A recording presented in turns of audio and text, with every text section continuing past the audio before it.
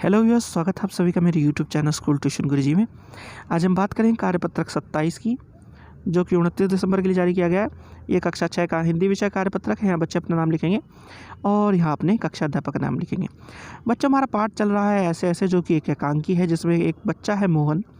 वह स्कूल न जाना पड़े इसलिए बहाना बना के बैठा हुआ है कि उसे कुछ रोग हो गया, जैसे कि पेट में दर्द, और उसको नाम दे रहा है ऐसे ऐसे, जिस कारण से उसके माता पिता, अड़ोसी पड़ोसी, वैद्य जी, डॉक्टर साहब सब परेशान हैं। और अंत के कार्यपत्रक में, यानी पिछले कार्यपत्रक में, जो उससे पहले का कार्यपत्रक था, हमने उसे देखा था कि मास्टर जी उसे खोजते हुए आ गए हैं, क्योंकि उन्हें पता चल गया है कि जो उनका छात्र है मोहन, उसे ऐसे ऐसे करके कुछ छुपाने की आदत पड़ गई है, क्योंकि वह स्कूल नहीं आना चाहता।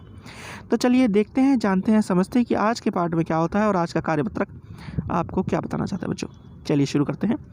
पिछले कार्यपत्रक में हमने जाना कि मोहन के पेट में दर्द ऐसे ऐसे को जानने के लिए मोहन में से माँ, पिताजी, पड़ोसी, दीनानाथ, वैद्य जी, डॉक्टर तथा पड़ोसन ने तरह तरह के सवाल किए।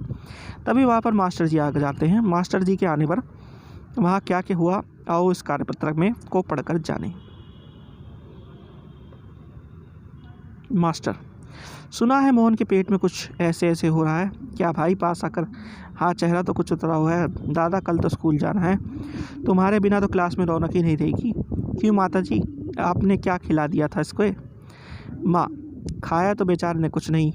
मास्टर: तब शायद ना खाने का दर्द है, समझ गया, उसी में ऐसे ऐसे होता है। माँ: पर मास्टर जी, वैद्य और डॉक्टर तो दस्त की दवा भेजेंगे।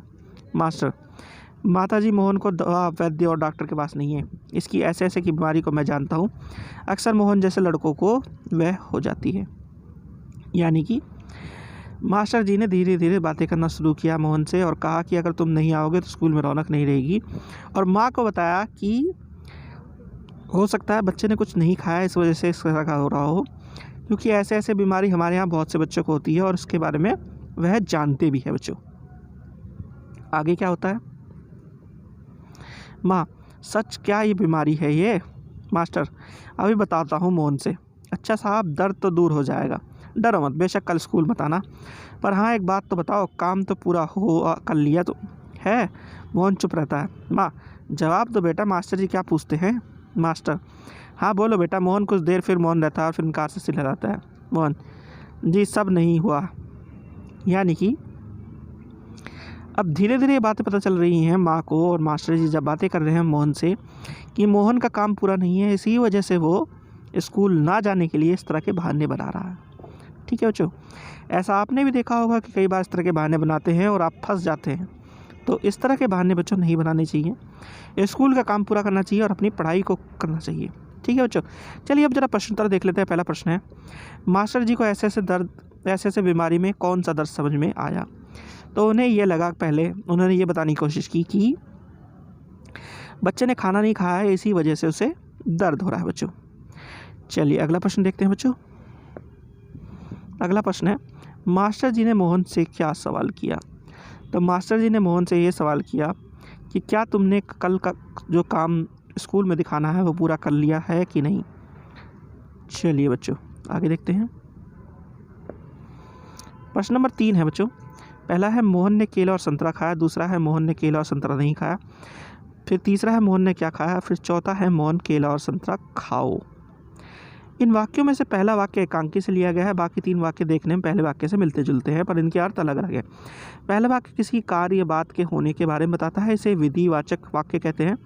दूसरे वाक्य का संबंध उस कार्य में ना होने से इसलिए इसे निषेधवाचक वाक्य कहते हैं। निषेध का अर्थ नहीं या मना ही होता है। तीसरे वाक्य में इस बात को प्रश्न के रूप में पूछा गया है, इसे ऐसे वाक्य को प्रश्नवाचक वाक्य कहते हैं। चौथे वाक्य में मोहन ने उसी कार्य को करने के लिए कहा जा रहा है, इसलिए इसे आदेशवाचक वाक्य कहते हैं। नीचे दिए गए बाकी के तीनों रूपों के आप सोच कर लिखिए। तो बच्चों, ये ऊपर 4 तरह के वाक्य दिए हैं आपको, विधिवाचक, निषेधवाचक, प्रश्नवाचक और आदेशवाचक। और आपको नीचे 3 वाक्य दिए गए हैं, इन्हें आपको इन वाक्यों में एक भेद में बांटना है। तो पहला है, मैंने दूध पिया। तो ये बच्चों विधिवाचक है, क्योंकि इसमें कार्य हो रहा है। फिर है, राधा ने कपड़े अलमारी में रखे। तो ये भी एक तरह से क्या हो रहा है, कोई काम होता हुआ नज़र आ रहा है बच्चों। और आखिरी है, मोहन अपना काम स्वयं करता है। तो ये सारे तीनों के तीनों वाक्य बच्चों विधिवाचक हैं, क्योंकि इसमें कोई काम होना जो लग रहा है कि हो रहा है। अगर हाँ, जो दूसरा वाक्य है उसमें ये होता है राधा कपड़ों को अलमारी में रखो, तो ये क्या हो जाएगा, ये आदेशवाचक वाक्य हो जाएगा बच्चों। और अगर इसकी जगह ये हो जाए कि मोहन अपना काम स्वयं नहीं करता है, तो ये निषेधवाचक वाक्य हो जाएगा बच्चों। तो बच्चों ये हो गया आपका कार्यपत्र कंप्लीट और वीडियो भी। आशा करता हूँ आपको वीडियो अच्छी लगी होगी। अगर वीडियो अच्छी लगी हो तो चैनल को सब्सक्राइब करें, वीडियो को लाइक करें, शेयर करें। Thank you.